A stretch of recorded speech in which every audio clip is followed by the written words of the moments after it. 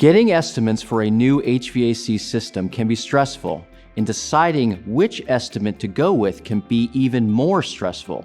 So how do you take some of the stress out of the process? How do you know the job is getting done right? One clue you can use that the job is not just getting done, but getting done right is the techniques and care your HVAC contractor takes when providing you with an estimate. An estimate done right includes a manual J load calculation, which requires a survey of the whole house. This includes the windows, doors, ceilings, square footage, and insulation. Not doing a manual J load calculation can result in an over or undersized unit being installed in your home. It can cause hot or cold spots in an inefficient system. To have the job done right, make sure your estimate includes a manual J load calculation. If you enjoyed this informational tip, like this video and be sure to subscribe for more great content.